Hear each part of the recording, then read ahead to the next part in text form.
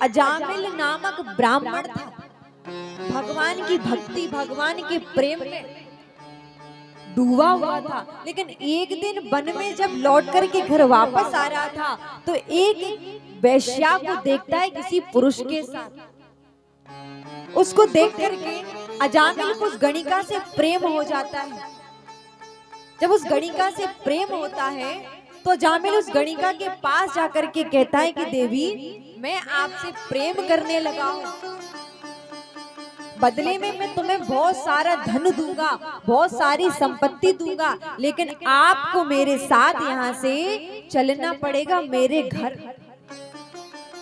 वो गणिका कहती है कि मैं यहाँ रहूं चाहे तुम्हारे घर रहूं, मुझे तो केवल धन से मतलब है।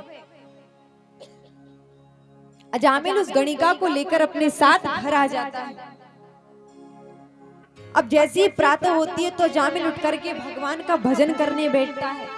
तो वो गणिका कहती है, इस कार्य के लिए तुम मुझे यहाँ लेकर आए थे, तुमने कहा था ना कि बहुत सारा धन ला करके मुझे दोगे, लेकिन तुम क्या कर रहे हो, यहाँ बैठ करके भजन कर रहे हो, जाओ जाकर के खूब सारा धन कमा कर लेकर आओ।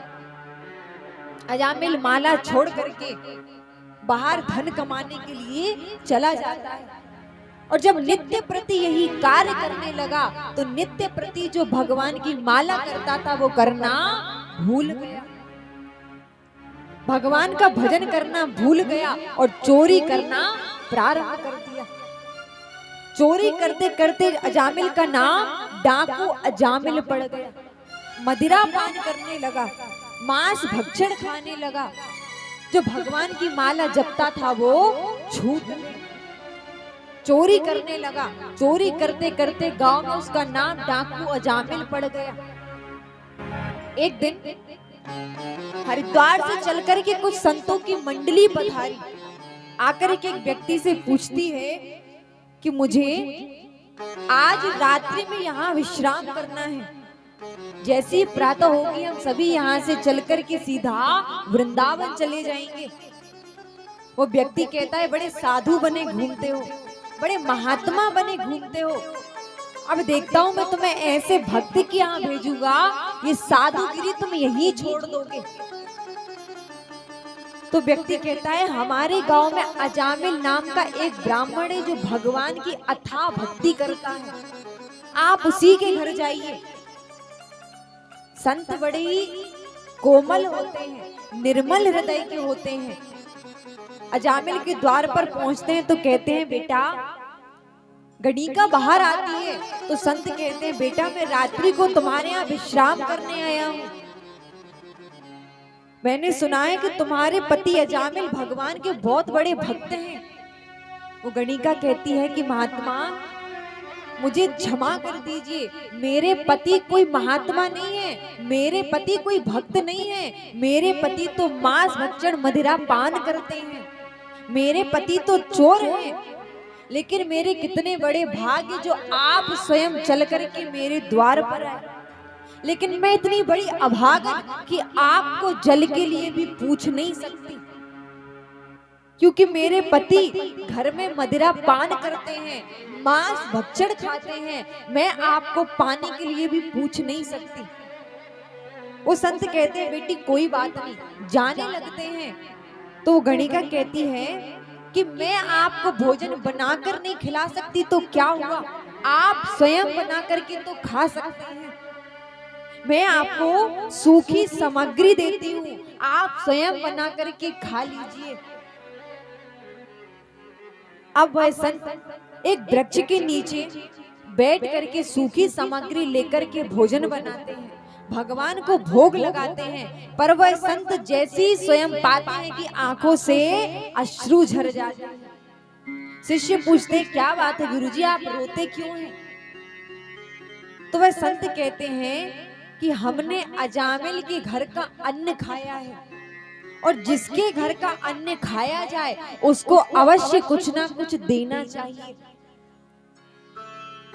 मैं ये सोच रहा हूँ कि किस प्रकार अजामिल ये सारे कार्य छोड़ करके अच्छे रास्ते पर आए, और जब ऐसा नहीं हो सके तो किस प्रकार इसको भगवान के धाम की प्राप्ति हो जाए। अजामिल रात्रि के समय लौटता है, संतों को देख करके पूछता है कि तुम्हें यहाँ किसने बुलाया, यहाँ विश्राम करने की अनुमति किसने दी। अंदर से वो गणिका आती है तो कहती है मैंने दी है, आप चिल्लाते क्यों हैं, संत हैं, इनको तो प्रणाम करना चाहिए। अजामिल अपनी पत्नी से बहुत डरता था। अरे देवी, तुमने विश्राम के लिए कहा है तो अच्छी बात है। वो संत कहते हैं बेटा अजामिल, भोजन कराने के बाद कुछ दक्षिणा अवश्य देनी चाहिए। अजामिल कहता है आपको मुझसे दक्षिणा चाहिए? आप तो ये सोचिए कि अभी आपके हाथ में जो कुछ है वो अभी मैंने छीना नहीं है। ये जो कमंडल आप लेकर के घूम रहे हैं इसको अभी तक मैंने छीना नहीं है, और यदि इसको भी मैं ले लूंगा तो यहाँ से बिना कुछ लिए ही जाओगे। अजामिल की पत्नी कहती है आप जानते नहीं हो, संतों का आदर करना चाहिए। अरे देवी, तुम कहती हो तो जरूर मैं सम्मान करूंगा। वो संत कहते हैं कि अजामिल, मुझे तुमसे एक वचन चाहिए। कैसा वचन? तुम्हारी जब 8वीं संतान होगी तो संतान का नाम तुम नारायण रखोगे। अजामिल कहता है इसमें कौन सी बड़ी बात है, ठीक है मैं अपने पुत्र का नाम नारायण रख दूंगा। अब जब अजामिल का पुत्र होता है, कुछ समय बाद जब अजामिल की मृत्यु निकट आती है, अंत समय आता है, यम के दूत अजामिल को लेने आते हैं। उनको देखकर के अजामिल डर जाता है। कुछ ही कदम आगे अजामिल का पुत्र नारायण खेल रहा था, तो अजामिल कहता है बेटा नारायण बचाओ, बेटा नारायण मुझे बचाओ। यम के दूत वहां खड़े रहते हैं कि भगवान के पार्षद अजामिल को लेने आ जाते हैं। यम के पार्षद कहते हैं कि आप इसको लेने क्यों आए, ये तो महापापी है, इसने जीवन पर्यंत पाप किए, कोई धर्म का काम नहीं किया, तो ये तो यमराज के घर ही जाएगा। भगवान के पार्षद कहते हैं कि इसने अंत समय में नारायण का नाम लिया है, तो ये भगवान के धाम को ही जाएगा। और वहां से पार्षद कहते हैं कि ऐसा कैसे हो सकता है, इसने तो अपने पुत्र का नाम लिया है, इसने भगवान का नाम नहीं लिया। जब अंत समय होता है तो हमारे मुख से अपने बच्चों का नाम ही निकलता है, परिवार के लोगों का नाम ही निकलता है, कभी भगवान का नाम नहीं निकलता। क्यों? जन्म जन्म मुनि जतन कराए, अंतराम कहीं आवत नाही।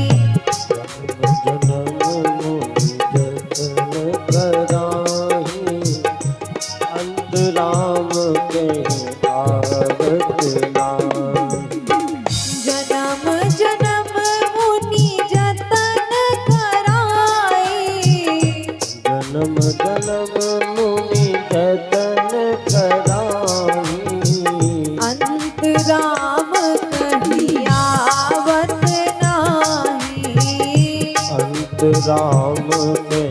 आवत नाही।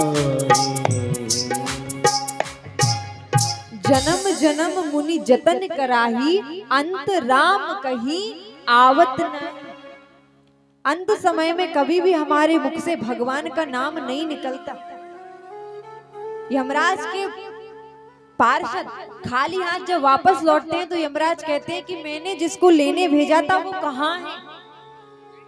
तो पार्षद कहते हैं कि प्रभु मैं लेने तो गया था, लेकिन अंत समय में उसने अपने पुत्र का नाम पुकारा तो भगवान के पार्षद उसे लेने आ गए। कौन सा नाम? प्रभु नारायण का नाम पुकारा। तो यमराज कहते हैं जरा धीरे बोलो, यही तो हमारे प्रभु का नाम है, जिसका गलती से भी यदि तुमने सच्चे मन से नाम ले लिया, सच्चे मन से पुकार लिया, उसको तो भगवान के धाम की प्राप्ति अवश्य होती है।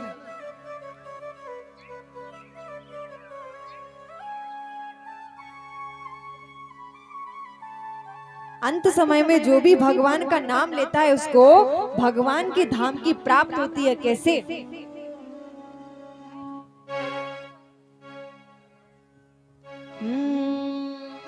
हो गए भव से पार लेकर नाम तेरा।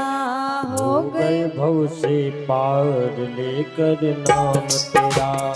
होए गए भव से पार लेकर नाम तेरा। हो गए भव से पार लेकर नाम तेरा। नाम तेरा हरि नाम तेरा। नाम तेरा हरि नाम तेरा। नाम तेरा हरि नाम तेरा। नाम तेरा हरि नाम तेरा। अरे होए गए भव से पार लेकर नाम तेरा। होए गए भव से पार लेकर नाम तेरा। हो गए भव से पार लेकर नाम तेरा।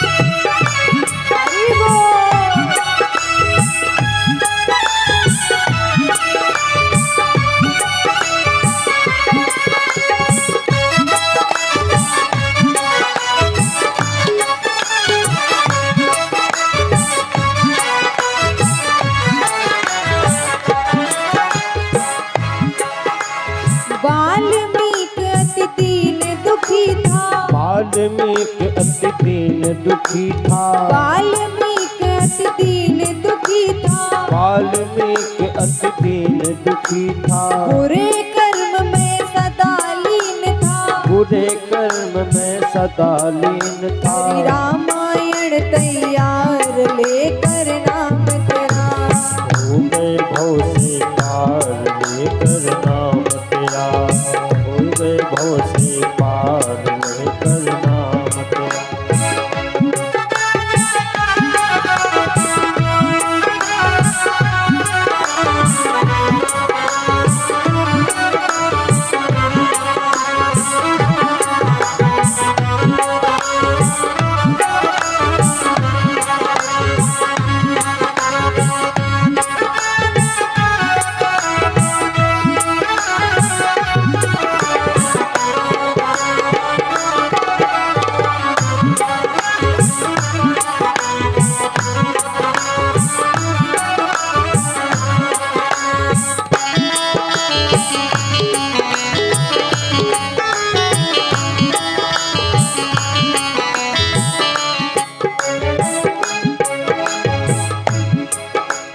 हे नल नील जाति के बानर। हे नल नील जात के बानर। हे नल नील जाति के बानर। हे नल नील जात के बानर। राम नाम लिख दिया शिला पर। राम नाम लिख दिया शिला पर। हो गई सेना पार लेकर नाम तेरा।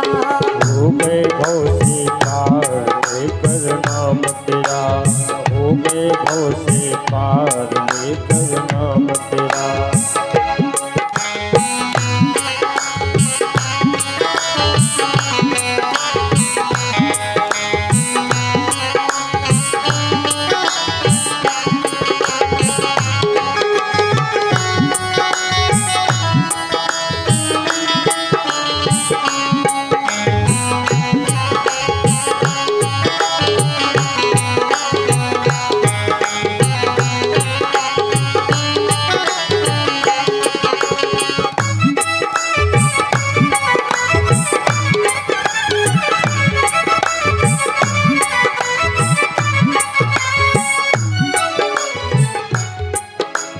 भरी सभा में द्रौपदी दुलारी। हरी सभा में द्रुपद दुलारी। भरी सभा में द्रौपदी दुलारी। भरी सभा में द्रुपद दुलारी। कृष्ण द्वारिका नाथ पुकारी। कृष्ण द्वारिका नाथ पुकारी। बढ़ गया चीर अपार लेकर नाम तेरा। बढ़ गया तीर अपार लेकर नाम तेरा। हो गए भव से पार लेकर नाम तेरा। हो गए भव से पार लेकर नाम तेरा।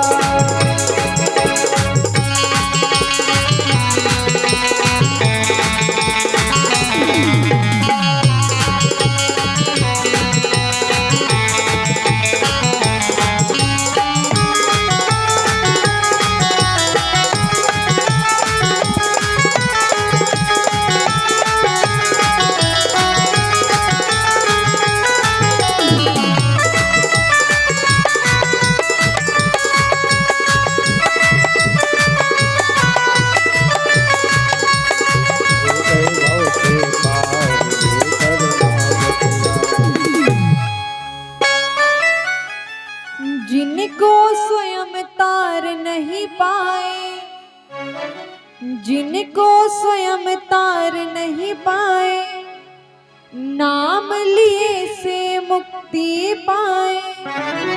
महिमा नाम अपार लेकर नाम तेरा, हो गए भव से पार लेकर नाम तेरा। बोलो राम राजा सरकार की जय, कृष्ण कन्हैया लाल की जय हो। तो इस प्रकार अजामिल को भगवान का एक बार नाम लेने से भगवान के धाम की प्राप्ति हुई।